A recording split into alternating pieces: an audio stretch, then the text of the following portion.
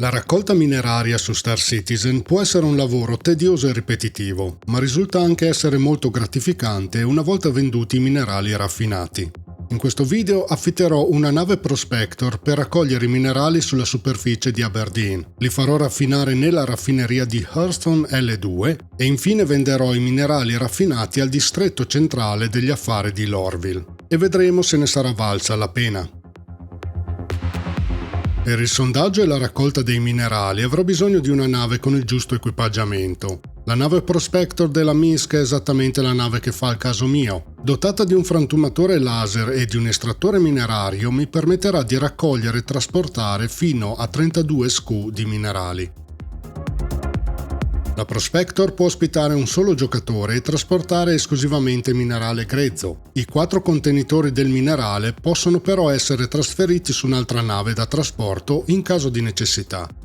La Prospector dispone anche di un confortevole spazio abitativo con un letto che risulta piuttosto utile nel caso in cui ci si trovi lontano nello spazio e si decida di uscire da Star Citizen. La ricerca e la raccolta dei minerali seguono lo stesso principio della raccolta a mano e della raccolta con il rock. La frantumazione di alcune rocce può però trasformarsi in una sfida un po' più impegnativa. La Prospector affittata dispone di un equipaggiamento di base e la maggior parte delle rocce che troviamo richiede un equipaggiamento migliore. A seconda dei minerali che le compongono, le rocce possono avere una resistenza e un'instabilità maggiori, richiedendo una pazienza ed una precisione di altrettanta intensità.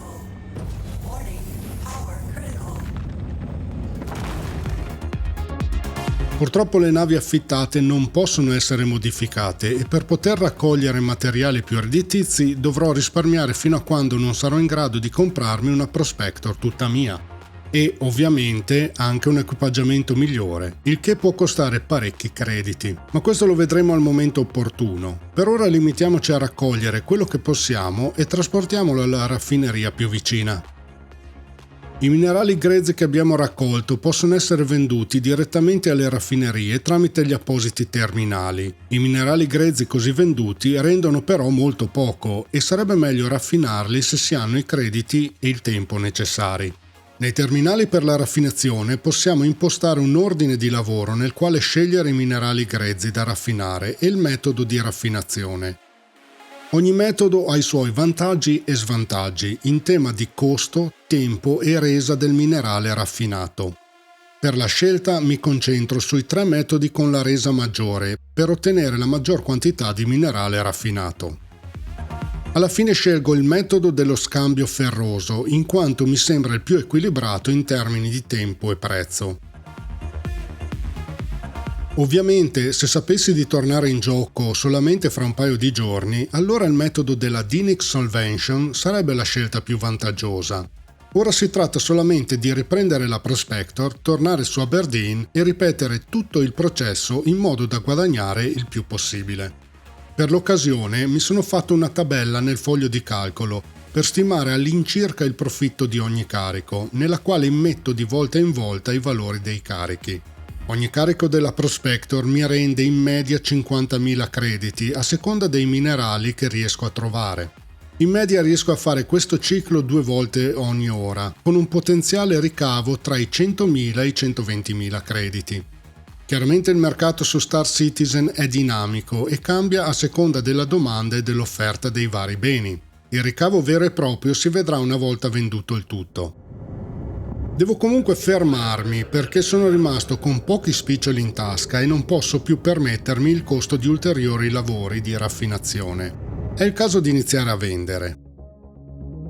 Per trasportare i minerali raffinati decido di affittare un freelancer sempre della Minsk. Questa nave possiede una capacità di carico di 66 SKU e un motore quantico molto veloce. Non è una nave molto maneggevole e in caso di attacco l'unica soluzione sarebbe la fuga. È fornita però di una stiva di carico molto spaziosa, di una zona abitativa piuttosto accogliente e di una cabina di pilotaggio comoda e silenziosa. In fondo il suo scopo è quello di trasportare merci e questo la freelance lo sa fare molto bene. Il trasferimento dei minerali dalla raffineria alla nave avviene per ordini di lavoro, il che significa che posso trasferire sulla nave solo ordini completi e non posso riempire tutta la stiva di carico. Se un ordine supera la capacità di carico residua della nave, sarò costretto a lasciarlo e tornare a prenderlo un'altra volta. Finalmente è giunto il momento di raccogliere i frutti del duro lavoro. Inizio a trasportare le merci all'Orville, stando bene attento a non farmi derubare da qualche pirata e a non farmi esplodere con qualche manovra aerea sconsiderata. Per gli atterraggi a carico pieno ci metto sempre il doppio delle attenzioni, non si sa mai. La vendita dei minerali raffinati è andata tutto sommato abbastanza bene. Ho iniziato la vendita con un capitale di 8.277 crediti e al termine delle trattative mi ritrovo con poco più di 310.000 crediti, per un profitto di 302.000 crediti, credito più, credito meno. Il lavoro è stato lungo e per fare prima ho raccolto parecchi minerali di scarso valore, diminuendo così il profitto finale. C'è però da dire che con un po' di pazienza questo può essere un ottimo metodo per raccimolare i crediti necessari all'acquisto del prospector e dell'equipaggiamento per raccogliere minerali di più alta resa e di più alto profilo. Non dimenticatevi di lasciare un mi piace per aiutare il canale a crescere. Vi ringrazio per essere passati, un saluto, a presto!